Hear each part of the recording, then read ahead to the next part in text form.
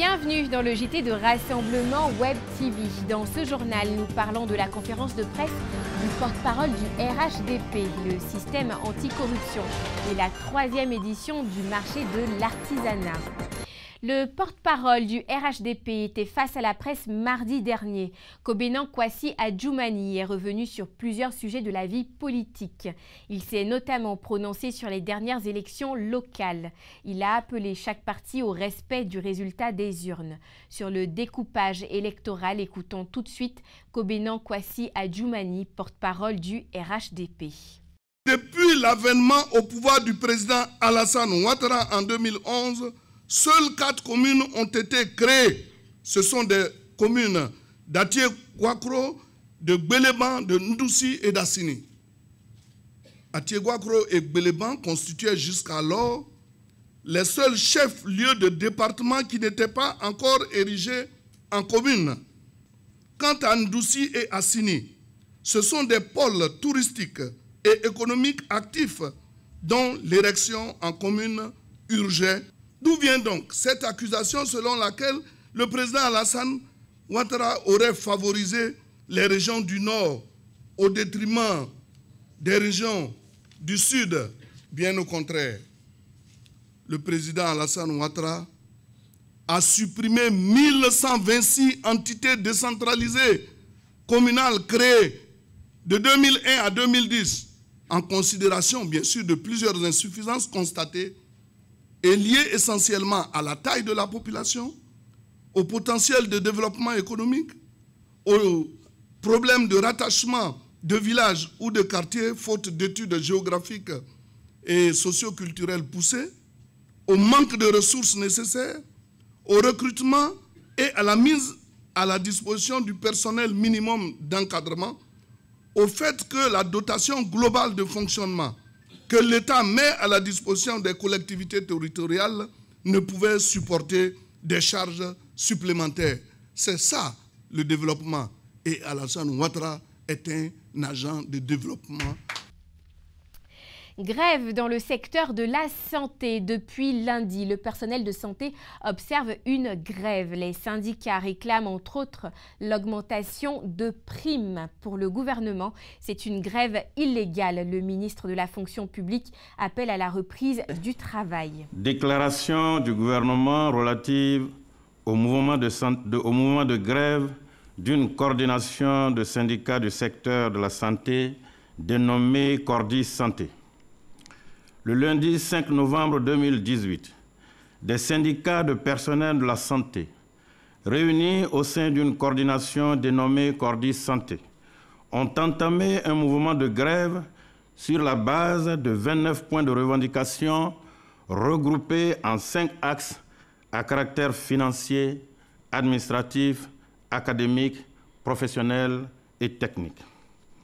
Informé du mot d'ordre de cette grève, le gouvernement a intensifié des rencontres d'échange avec les 2 syndicats, étant entendu que le dialogue n'a jamais été rompu avec ceux-ci.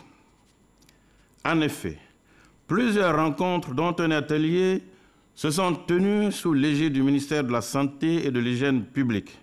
2 autres réunions ont également eu lieu les dimanches 4 et lundi 5 novembre 2018 avec ces syndicats de la santé, le ministère de la Santé et de l'Hygiène publique, sous la présidence du ministre de la fonction publique.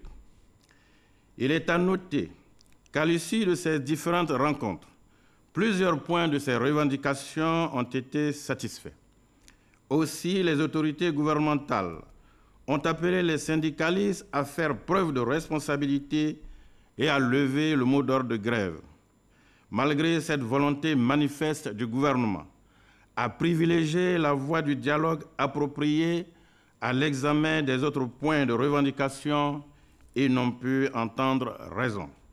Au surplus, le gouvernement s'étonne que les membres de la Cordis Santé, bien qu'ayant bénéficié des acquis du protocole d'accord portant trêve sociale, notamment le paiement du stock des aérés, la bonification indiciaire, veuille remettre en cause les clauses de la dite trêve sociale.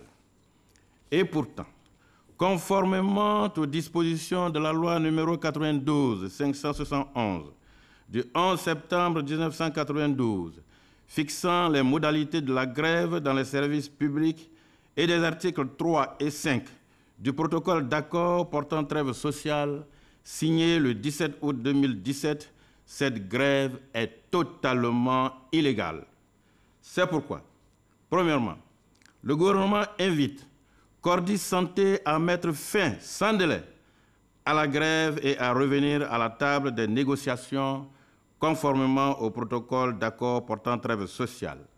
Deuxièmement, le gouvernement lance un appel à l'endroit des centrales syndicales et des faîtières de syndicats afin de jouer pleinement leur partition pour le respect de leurs engagements pris dans le cadre du protocole d'accord portant trêve sociale. Troisièmement, le gouvernement entend immédiatement prendre à cet effet des mesures prévues par des dispositions légales et réglementaires, à savoir de la réduction proportionnelle à la suspension intégrale de la solde des grévistes, la réquisition du personnel de santé pour assurer le fonctionnement régulier des services publics de santé au profit des populations, la révocation des grévistes récalcitrants, des poursuites pénales à l'encontre des grévistes auteurs de violences et de voies de fait. Fait à Abidjan le 07 novembre 2018. Je vous remercie. 5e congrès de l'Association des historiens africains. Le vice-président de la République, Daniel Kablan-Duncan, a ouvert les travaux de ce congrès hier à Yamoussoukro.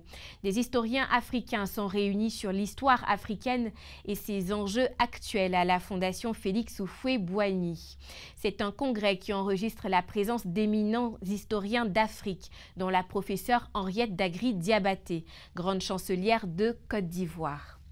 Ce que rapportent les péages, ils permettent d'augmenter les ressources pour l'entretien et la construction des routes. La Côte d'Ivoire dispose de 5 postes à péage, à savoir Abidjan, Atingué, Saint-Grobo, Tomassé et Moapé.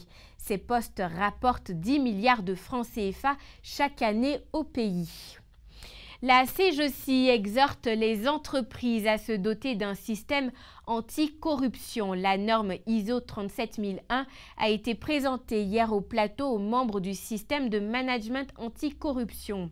À cet effet, les entreprises ont été invitées à adopter les bons outils et les meilleures pratiques de lutte contre la corruption. Il faut noter que la corruption fait perdre à l'État de Côte d'Ivoire 40 milliards de francs CFA chaque année. 3e édition du marché ivoirien de l'artisanat, enjeux et perspectives pour l'autonomisation des femmes en Afrique. C'est le thème de cette 3e édition. L'objectif du marché ivoirien de l'artisanat est de promouvoir le patrimoine artistique national et le développement du tourisme. Le secteur du tourisme représente 15% du PIB. Et voilà, c'est la fin de ce JT. Je vous dis merci de l'avoir suivi.